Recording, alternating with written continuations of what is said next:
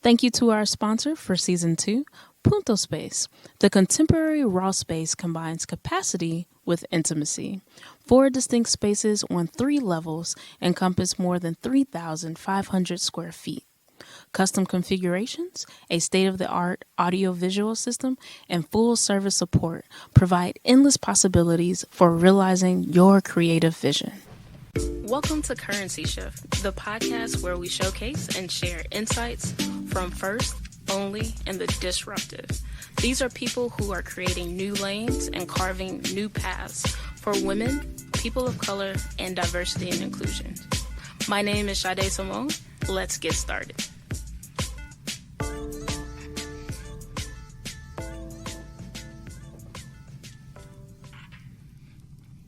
We have Ludwig in the house. Hey, hello. Cheers. Cheers to you. Wow, that's good. Thank you. I took too big of a sip. Is this still morning? Woo. Thanks for having me. It is a pleasure to have you on the show. I'm glad you like the champagne. Dude. Go ahead and introduce yourself for the people so they know who you are and what you're about right now. Yeah, no, first of all, let me say thank you for having me. I appreciate you taking the time to get me up here. My name is Ludwig Araujo, and I'm basically, I've been doing photography for about 8 years or so. Started when my first daughter was born back in 2008, and quickly realized that my niche was fitness photography. And I've kind of grown my fitness photography portfolio, and I've been doing that now for, like I said, the past 8 or 9 years. And then recently I've come into becoming an influencer manager. So now I'm into social media marketing and management and things of that nature. Okay, that sounds amazing. Sounds like a fun life. A little bit. Fitness models and social media management, especially of influencers. But before we dive deep into that, let's start from the very, very beginning. Okay. Let's go way back. All the way back. Oh, man, that's a lot of history there. I know. When you were younger, what were some of your childhood aspirations and dreams? That's a good question. I mean, the funny thing about me is I never grew up being a kid that knew what he wanted to do. I had an older brother. Mm-hmm. I have an older brother. And so as I was growing up, I didn't have those, I want to be a police officer, a firefighter. I really didn't know what I wanted to do. And fortunate for me, I had an older brother that figured it all out for me. He was 4 years older. Mm-hmm. So he is 4 years older. So he was the one that went to Rutgers University, made my decision easy, right? Mm-hmm. I just go right to Rutgers University. He pledged Phi Beta Sigma. Mm-hmm. I pledged Phi Beta Sigma. He was a communications major. I became a communications major. Oh, wow. So it was one of those things where he kind of paved the way for me. My early childhood in my life, I was just following him. You know, mm-hmm. he was 4 years older, so he had it all figured out. And I didn't really have my own thoughts, my own anything at the time. Yeah. Which is strange to say out loud, right? Like most people have it all figured out, or at least they think they do. Oh, I want to be a psychologist. Like growing up, my dad was, I'm Dominican. Both my parents mm-hmm. were born in the Dominican Republic. So when they came over here to the U.S., they settled here in New York. They mm-hmm. then moved to Jersey. My dad got a job driving. He was a driver. He would deliver stuff from New Jersey and all over the city. Yeah. So that wasn't something I aspired to do. And so as I grew up and got older, like I said, I followed the footsteps of my brother and settled on communications, and that was something I was really into. And then soon after Rutgers, I graduated, I got a job at a wireless company, mm-hmm. just in sales. Oh, wow. So that was your first entry into the workforce? That was it. That was my first and only. It's not like I had a bunch of different jobs. I jumped into wireless. Developed a passion for leadership, mm-hmm. trying to be successful, going up through the ranks. And for a while, I thought my future was going to be a leadership position in that company, some sort of executive. Yeah, it's interesting because you spent 15 years with that company? Yeah, 16. Yeah. So it's interesting because you make a very valid point. When you're younger, you're really going by the people that you're exposed to and then their behaviors and what they're doing. Yeah. So even at a young age, even though you didn't have figure it out. You had people that were figuring it out for themselves that you could actually say, okay, I like that path that he's on. I don't like that path that he's on. I'm going to follow my big brother. Yeah. Now, is it just the two of you, or do you have other siblings? I have a younger sister, so she's 6 years younger than me. Mm-hmm. So it was my mom, my dad, and the three of us growing up. Yeah, and we're tight, as tight as we can be. Right? She's 6 years younger. He's 4 years older. But I shared a lot of the same friends with him. You know, we still do. His friends are my friends. His friends have younger brothers that are my age, so you know we've always there's a tight knit crew of us that kind of grew up together. Okay, and then after Rutgers, that's when you jumped into the wireless communications company. Correct. So straight out, what did your brother end up doing? That's funny, man. He went into the military. So out of college, he went into sales, pharmaceutical sales. Then quickly realized sales wasn't for him. Mm-hmm. And this is when me and him started to kind of forge our own paths. Yes. Right? Okay. So everyone knows pharmaceutical sales is where it's at. Like you can crush it, make tons of money. So I saw him and I was like, man, this is it. Yeah, I think he was with Pfizer or something. And he's like, nah, this isn't for me. I don't like pushing stuff that I don't think people need. Yes. Seconds later, he's enrolling in the Army. And I'm like, I'm not going there. I'm not following you. I'll follow you anywhere else but that route. No, I'm not doing it. So he did. He enrolled, wound up going to Afghanistan and doing his tour out there and doing that stuff for like 6-8 years. And by that time now, I'm in the workforce. I'm doing my own thing. So by the time he came back, he's a federal officer now. Mm-hmm. So he went the role of law enforcement, and that works for him. Hindsight being 2020, the guy works 3 days, is off 4 days. His job is he is the easiest job in the world, man. So I should have followed him. I should have just kept following him. But yeah, so that's where we kind of started going different ways. That's interesting. How did you feel in that moment when you decided, all right, I'm going to forge my own path? I don't know if it was a conscious thing. I just knew that it was, like you said, you kind of have two paths, right? What you do, what you want to do, and what you don't want to do. Mm-hmm. So I went from following him and seeing things that I wanted to do because he was doing it. And then he started making other decisions. I'm like, that doesn't interest me. And it was more of a subconscious thing. I was like, all right, that works for him. I get it. He's not into sales. He's not a closer. He's not a killer. Cool. He's gonna go off and fight wars. And then I was like, I'm good. I like this sales thing. I think this is for me. I like being with people, standing up and talking and selling. Mm-hmm. So yeah, it was kind of good to know that I have my own interests, and I started to finally develop my own desires and goals. And what age would you say that was? I would say roughly around 23, 24 years old. Yeah. Yeah, that's a good point to make, that it's okay for you to have like an idea when you're younger, but then as you get older, it's okay to change and shift, because a lot of people really don't find themselves truly until they're in their 20s or into their 30s, but it's a different self that you're finding at each decade that you age. 100%. Yeah. You know what I call them? I call them life-changing events. Mm-hmm. Graduating college is a life-changing event. That kind of forges you a certain way, and you start thinking certain thoughts, and then maybe you get married. That's a life-changing event. Maybe you have kids. That's another. All these things change your perception and your views on life. So for me, coming out of college, going into the workforce, that was a life-changing event. Standing on my own, paying rent, living on my own. And then thinking that was going to be the next 60 years of my life. That was my thought at the time, 23, 24. Flash forward 15 years later, I'm in a whole, literally, I couldn't be farther from corporate America. Mm-hmm. And so, yeah, to your point, people who are, like the younger people who are out there trying to figure it out, I think the best thing that I've learned is it's okay not to have it figured out. Like, you could be 19 and not have it figured out. It's okay. You could be 29 and not have it figured out. It's okay. Because here I am approaching, I just turned 41, which I don't, what? Can we bleep that? I don't even know why I said that. I can't believe it. You know what I mean? Yeah. I just turned that age, and to me, I'm just starting to emerge in a whole new career. So I think there's plenty of room for growth and improvement and change. And so at what point while you're working at this wireless communications company do you say to yourself, all right, photography? Yeah, so it's a great question. I'm a manager at this point. I lead 20 to 30 employees. And my wife and I are pregnant, and we have our first baby. And this is 2008. Mm-hmm. So 11 years ago. At the time, I'm like, all right, this is cool. I have my baby. I want to take pictures. I get a little point-and-shoot camera, and I start taking photos, never having lifted a camera in my life.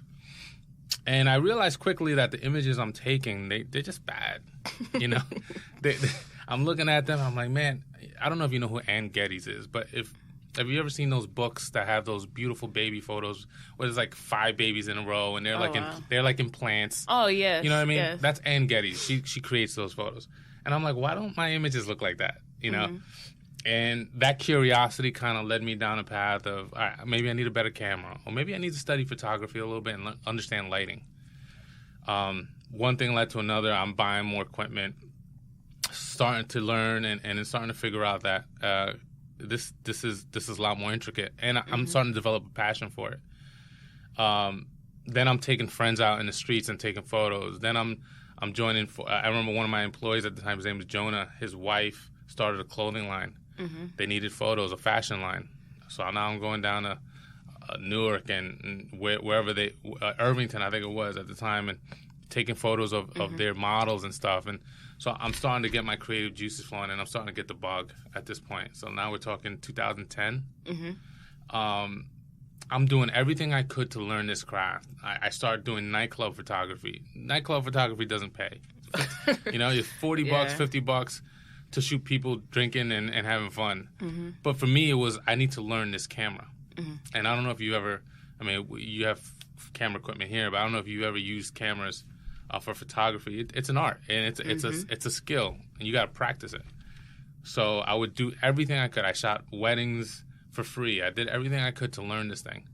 And then one day a friend was like, hey, I work out, and I'm competing in a competition. It's an ex-girlfriend of my brother's, actually. And she's like, can you come into a gym and take some photos of me? And I did. I bought some equipment, went into a gym late night, took some photos, joined Facebook soon after. Yeah. Started sharing those photos, and then one thing led to another. So that's interesting because you said your brother's ex-girlfriend. Yeah. So yeah. You know what? Another time my brother came through and was part of the process for sure. Yeah. So even not directly, but because I guess it was still a healthy breakup where that relationship was still maintained. Through that relationship, you were able to basically start on your official path of being a fitness photographer. Yes. Right? Yeah, 100%. Even though, unbeknownst to him, I don't think he was aware at the time. But yeah, they had a good relationship, and it's good enough that she was able to reach out to me and say, hey, I noticed you're taking photos. Do you mind doing this? Yeah. So when did you transition from the photos to the social media aspect? That happened about 2 years ago, where I realized that there was, once I started in photography with fitness, I realized soon that unless I wind up doing photos for Nike or, Under Armour or some other bigger fitness brand, that I wasn't going to be a millionaire doing it. I wasn't going to be well enough to be able to pay my mortgage and pay my bills. So I knew down the line at some point I would have to iterate, and I'd have to make a change. About 2 years ago, I started to make that transition, started doing things like creating content for brands. So if you're a business that doesn't, I don't know if you know this, but there's a lot of businesses that aren't on social media that don't understand it. Yep. They might be too old and they think it's not worth it. So I started reaching out to companies and saying, hey, how can I help you create content, teach you about social media, all that stuff. So that was about 2 years ago.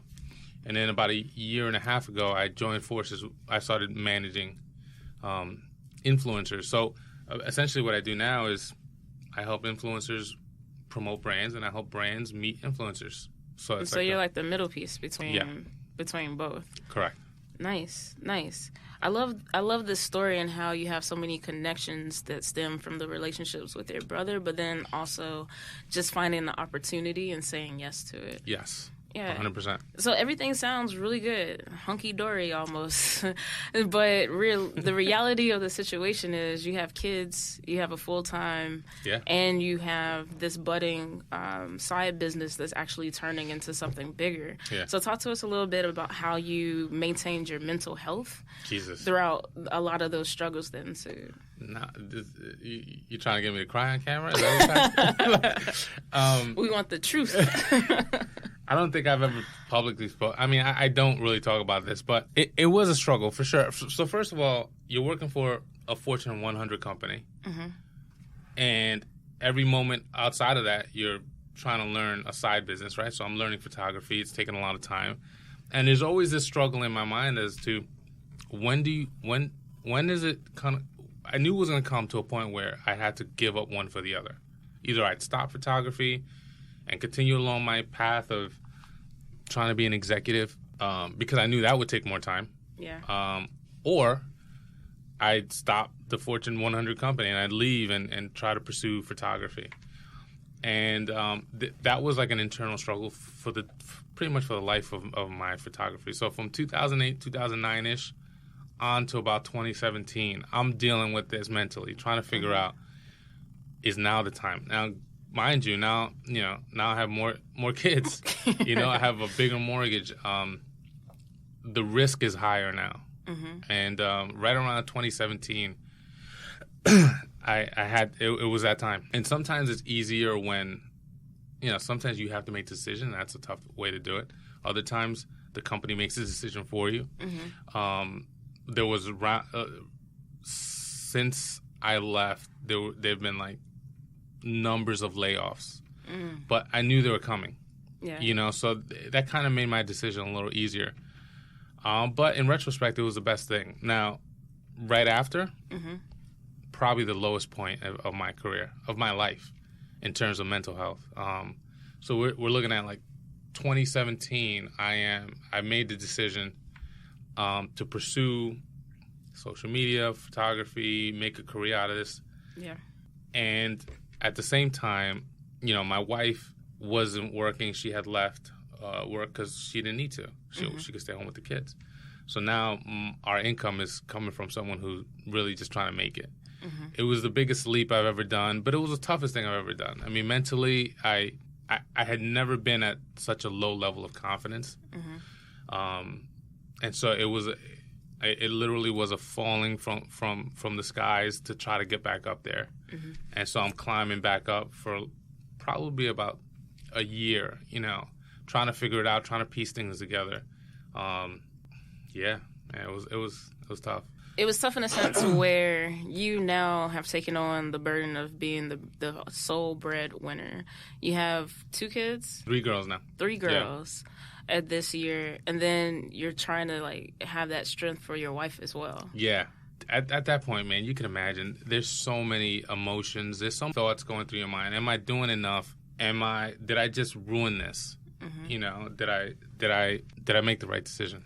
Yeah, and it's also that balance with all the expectations of marriage too, and keeping that healthy now that you have 3 kids. 3 new relationships on top of the one that you're trying to maintain and keep healthy. 100%. Yeah. And financially, am I doing what I need to be doing? Am I ever going to get to the point where I'm doing what I need to be doing? There was a lot playing into it, and slowly but surely, one of the things that I was able to do is allow her the opportunity to go out and get her own yoga certification. So I was like, listen, this is a good time for you to find something, because when you're a mom at home, life's not that fun, right? You're taking care of kids, you're not doing much, and you're doing a lot around the house, but you're not doing much in terms of fulfilling yourself. Yeah. So it enabled her to go out, figure out what she loved, and then pursue that. So she's done that, and now she's a yoga teacher, and that's been huge for her and for us. And then for me, it gives me kind of like that. It gave me that breathing room to feel good about my decision, because had I still been working, it probably would never happen. Yeah. So So yeah, that was kind of one of the things that helped move things along. Now, what did you do to maintain your mental health during that part? Like, what were some of your outlets that you did to, like, recenter yourself or snap back when you felt yourself going into the dark spaces? That's a great question. I think that, to be honest, one of the things I did was listen to YouTube and podcasts and think one of the people I listened to a lot back then was Gary Vee. Mm-hmm. Everyone knows Gary Vee now, but I thought that his, what he does is the straight talk that he gives and the ideas always makes it feel like things are possible, right? And what you're doing is the right thing. The other thing is reflecting on the anxiety and the stress of having that corporate America life. Yeah. So one thing I always try to do and to stay humble is to remember the bad. Never forget where you came from, right? Because it's always easy to be like, man, listen, I'm not making the money I was when I was there. But, man, my quality of life is so much better. Like, I would never go, even in my darkest days, after leaving, I would never go back had you said, hey, listen, we can bring you back. Because you don't realize it until you leave, the amount of stress, the anxiety, the lack of happiness that it's almost like you're caged so long that you acquiesce, you're broken. Mm-hmm. And so after leaving, I'm like, man, this is not like I work from home now. I spend with my kids. Mm-hmm. I can see them right after school. I can take them to, So there's so much that I can do now that I couldn't do before, and the level of quality of life has gone up. Stress, there's different stressors, of course, but man, are they different from having answers to somebody else about something that you're not really passionate about. That's a good point when you talk about being passionate about something and then having that flexibility in order to really pursue your passion and your goals. 100%. Because that flexibility is what a lot of companies are kind of like selling to you now, like the unlimited vacation, the work from home. Yeah. But then they don't tell you, like, you actually going to be working from home. Yeah, right. The unlimited vacation, you actually can't take that because you're going to be working too much. Right. And so it's good that you've never lost sight of what you had in corporate, because now you're more appreciative of what you have right now. Exactly. With the flexibility. All right, cool. So speaking of what you have right now, one of the main focuses for Currency Shift is a concept called social currency. So social currency is building social networks to gain access, influence, resources, and networking in the digital space that affects a person online and offline. So with you have about 38.3 thousand followers on IG, over 5K followers and likes on Facebook, and over 500 connections on LinkedIn. So my question for you is, in what ways has social media influenced or empowered what you're doing? Man, you have a lot of great questions today. Thank you. I wasn't prepared. Thank you. We try to bring it, No, you do, for sure. And that's, to me, social media has been everything. So, flashback to my first shoot with the girl in the gym. I had done like 2 or 3 shoots after that. And it wasn't until a friend was like, hey, you need to be on Facebook. I'm the guy. You run into these people. I'm not on social. It's like 2019. They're not on social. Yeah. I was like that in 2010, 2011, 20. Like, I don't need to be on social.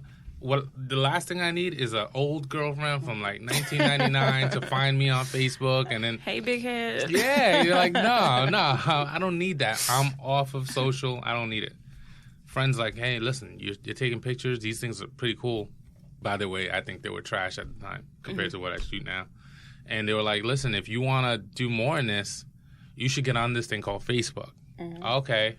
Let me open up a business Facebook account. I'm not really going to be on it, but it's really just to share my work. And literally that was it. I opened up a Facebook account. I started posting some of my fitness images. Bodybuilder guy reaches out and says, hey, you take photos? Take photos of me. Cool. Other bodybuilders, other fitness people. And then not too long after that, a supplement company called Shreds reaches out to me and says, hey, we need pictures of our athletes. Now, what Shreds did at the time was they, instead of shooting or choosing bodybuilders, they chose people that were prominent in social at the time. Now, we're talking back 2011, 2012. Yeah, they were ahead of the game. They were ahead of the game. They kind of broke and kicked in the door on social media influencers. So they had a bunch of athletes that at the time were like at 50,000, 75,000 followers on Instagram, which was the top at the time. And they were athletes on Threads, so I would shoot them. Yeah. And because I'm shooting them and I'm sharing their images and they're sharing my images, my Instagram is starting to grow. That was it. That's the long answer. The short answer to your question is, how has social influence or impacted? It's been everything. I don't spend money on, advertising, whether it's Facebook advertising or anything else. I share my images and people share them. And if it wasn't for social, I wouldn't be doing this. I'm all in on social. Like, to me now, even though I think I could do a better job of sharing like my personal life, I think social media has enabled and empowered so many people that would never have had the opportunity to be successful. Yeah. You could be, flipping cups and bottles and have 1 million views on YouTube now and monetize on that. You could never have done that before. And so I'm all in on social. I think it's the reason why I'm here, the reason why I'm able to do what I do, 100%. Yeah, and it sounds like people have found you via Facebook, and that's what kind of like helped you take off and launch into something bigger with the company Shreds, actually reaching out to you. Yeah. Do you use social to reach out to other fitness models, or is it mostly them finding you and reaching out? Great question. In the beginning, I was doing my due diligence. Hey, I noticed you're in Jersey. If you ever need photos, check out my site. Actually, one of my strategies in the very beginning to be well known was I would go to the shows where all the competitors are competing that day, and a lot of times these things are at hotels. So what I would do is I'd take my camera and I'd buy a backstage pass, and I'd go to where they're warming up. So all the bikini models, all the bodybuilders, all the men's physique guys, all the women's figure girls, they're all in their suits and they're just getting warmed up to go on stage. And I take my camera and I just go take behind the scenes photos. And then since I had Facebook, I would take all those images and I put them on Facebook and I tag everybody. That's smart. And these people that didn't know them and they didn't know me, but I knew of them, and I would ask around, who's that? Okay, and and then I'd go to Facebook, I'd upload it, and then I'd tag them.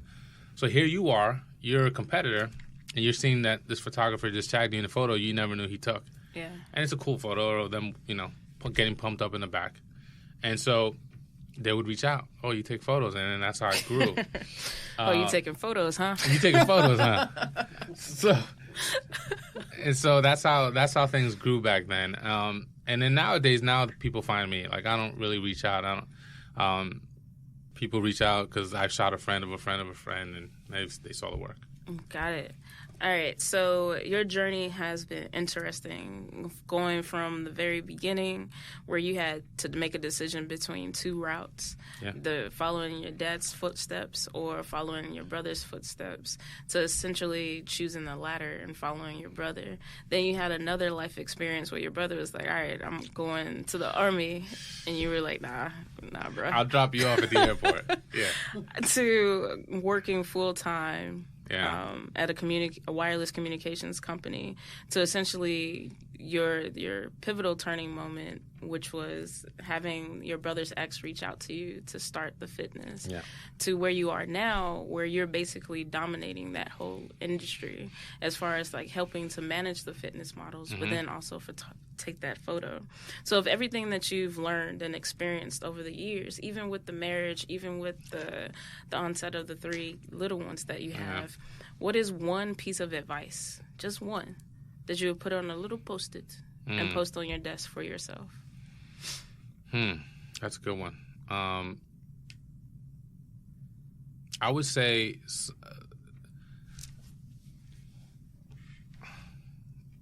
maybe never forget. Like, never forget where you came from. Never forget what you've gone through. Because to me, that's always my fail-safe. When I'm like, even today, if I'm like, this might not work out, or man, if this doesn't, I have to think back to, I'm never going to go back to the space where I was. And that's enough motivation to keep me going. I would say never forget is a good mantra to repeat. I don't know if that's a different question than advice. I don't know if you're going to ask that, and if you like coming up, if I would give advice. But is that a different question? Nah, it's the same. So if I was... Oh, wait. Yeah, I do have something later. Then I'll stop. We have a structure, folks. Yeah. We like to work within that structure. Yep. All right, so the piece of advice that you would give yourself on the Post-it and on the desk is never forget. Mm-hmm. I like it. All right, so this is the next round, is the speed round. Uh-oh. So during this round, I give you a few questions, and you answer them. Okay. Whatever comes to mind. Okay. However you want to interpret the question. All right, you good? You need a little more champagne? I do. I think I need a little sip. Yeah, all right. A little champagne? Go ahead. Yeah. Champagne. This tradition. I got to drive home. Oh, well, we're not going to give you too much. I need to put that in the clause, as well. Driving. Officer, please. I was on a podcast. I am not liable. All right, so speed round and stretch it out. All right, first question. Yeah. What gets you out of bed? That's easy. My family, yeah, for sure. All right. Making sure I deliver for them. Yeah. Making sure you deliver for your family. All right. Favorite band, group, or artist? Damn. As we won? Yeah. Or whoever comes to mind as a favorite band, artist, or group.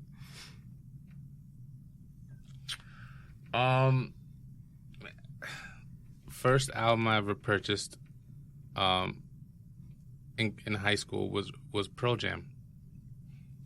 Pearl Jam. Pearl Jam, yeah. Okay. No, but I'm old, so I don't know. No, I think you're fine. I think yeah. Go ahead. That's the favorite? Yeah. It's Nirvana, Pearl Jam, Guns N' Roses. So a little rock and roll? Yeah, a little bit. All right, Jimi Hendrix? Not that far back. Not that far back, okay. Yeah. Okay. Favorite drink? Al Green, sorry. Al Green. Al Green, okay. Al Green, yeah. If you're talking like solo. Favorite drink? Favorite drink? Jack Daniel's whiskey. Whiskey. Mm-hmm. I like I'm whiskey, yeah. Whiskey and cigars. Okay, nice. Role models? I named my daughter Jordan after Michael Jordan. Okay. He influenced my life. He was my guy growing up, all the way through probably early years of college. I was the biggest Michael Jordan fan. These days, I don't look up to him at all. That took a turn. Like what he's done at pro basketball, not impressed. But Got it. Yeah, I named her after him. I guess he was the biggest influence in my life. You liked him even when he played baseball? Even when he played baseball, yeah. Even when he went to the Wizards? Not so much. That time he was falling off. Nowadays, the whole role model thing is interesting because we're so exposed now to people's lives that in the back in the day you would only see the good. You could only see snippets of people's lives. Now you see the good and the bad. The Rock is a cool role model. Like he seems to be doing things the right way. But there's so much out there now. Yeah, it's like now the power comes in where you can control the privacy. Mm-hmm. And so, people who do that well are Beyonce and Jay-Z. Yes. The Rock. He does a great job with controlling the narrative and what's public and what's private. Yeah. J-Lo, for the most part. Yeah. All right, cool. Luxury item. That I want or that I have? Up to you. I'm a sneakerhead. Yeah, the Off-Whites. Off-Whites. Yeah. That's probably it. Lately, I've been thinking about selling my car and downgrading to something because I work from home, so I don't. My car stays in the garage. So luxury-wise, I would take all my. If I was rich, I'd get these redone in like Python, Python skin or something, just because I'm a sneaker guy. You should follow the shoe surgeon. Yeah. Already done. He's great. Love his awesome. work. All right, cool. Favorite food? Lasagna. Really? Yeah. Huh. Yeah, what would you think? I don't know. Most people Because you're Dominican, I thought, maybe that should be stereotyping. I don't know. Yeah, but you did. Most of my people, like, most of my people from the islands, they be like really specific cultural dishes. Listen, but it's fine. My mom made a great lasagna. Yeah. I love it. Plátanos are considered a side dish. Mm-hmm. That would be my favorite food. Okay. If we were talking about side dishes, I'd eat plátanos all day. Yeah, but lasagna is a good bet. I used to like Garfield just because we had the same food in common. Right. I was a fat kid. It was fine. Favorite country to visit? Good question. I've been Australia. I was just in Australia. Yeah, I'm gonna stick with that. Australia. All right. Best way to give back? Knowledge. Knowledge is power. Retirement place. I want to move to Texas. I do. I like Texas a lot in terms of the weather and location in the country, in the middle of the country. If you're talking like Uber, Uber millionaire status, all right, I'm going to probably Bora Bora. Okay. But yeah. I didn't know where you were going with the Uber thing. I thought you were saying you retire in Texas and become an Uber driver. No. I was wait. No. Actually, it might not be a bad thing. It might not be a bad thing. Every time I get into an Uber, like one of the things they say is like, I'm retired. I'll just do this for fun. And it's a cool social thing, Yeah. So maybe. Yeah. I think you're onto something. Maybe I do that. I think more people should do that. Cartoon. Cartoon. So my kids watch a ton. I would go retro and go to like Tom and Jerry or something like that. I love a good Tom and Jerry. Yeah, classic. Yeah, that's what really got me into classical music. Really? Yeah, Tom and Jerry, because they don't talk. Yeah, that's right. They're just violent. And they use a lot of non-social skills. That's right. Drama. Wait, what? Drama. What about it? Drama. Do I hate it? I hate it. You hate it? I hate it. I kind of live my life avoiding the drama. Like I hate it. I'm a positive person by nature, right? Like I don't want to have to deal with anything that's detracting from the goal. So if it's essential drama, like it's obviously it makes sense. But like if it's I live my life. It's just me, my wife, and my kids. I don't really hang out with my boys. I'm not like out every weekend with my boys, and we don't do vacations where it's my family and 10 other families, because that's drama. Yeah. You know what I mean? Like I'm good being by myself. Ideally, we're talking about like moving away and ideal vacation or retirement spots. Like I would move to Montana and have a house on a lake where I have acres, and I'm good. And I could do fire pits. Yeah. Every night. People don't know about fire pits, especially like people who grew up in the city, but fire pits are amazing. Fire pits are where it's at. Like sitting by the fire, even if you're working with your laptop or not, or just relaxing with a drink, that equals life for me. So with your cigars. With my cigars. So I'm perfectly good by myself or with my family, and that's it. Like I don't have to have nice plate of lasagna right next nice to plate you. of lasagna and no drama. No drama. Comedy. You can't really go wrong with Kevin Hart, but Sebastian Manis. Okay. You guys know what I'm talking about. Hilarious. There's a few. Just Netflix comedies right now are killing it. Any comedy on Netflix is doing. Okay. Last question. You ready? No. Okay. What is happiness? That's a good question. So, flashback to 2 seconds ago when I talked about Montana. I think happiness is having the ability to... I think about this a lot lately. Mm-hmm. Like, for me, as I'm doing what I'm doing, I'm conscious of happiness. I'm conscious of it. Like, I'm like, is this happy? Mm-hmm. Or is it happy when I'm, like, hanging out with my dog that we just got this year? I'm finding that taking my dog out for walks is happiness, right? Mm-hmm. So you have to really figure that out. It's something that it's like a cliche. People say it, right? Yeah. But how much time do you spend thinking about what makes you happy? Consciously. consciously thinking about it. Like, hey, last night I went out with my girls. Was I happy? Is that happiness? Or is it really like, thinking about my future? Is it hanging out with my pets, my kids?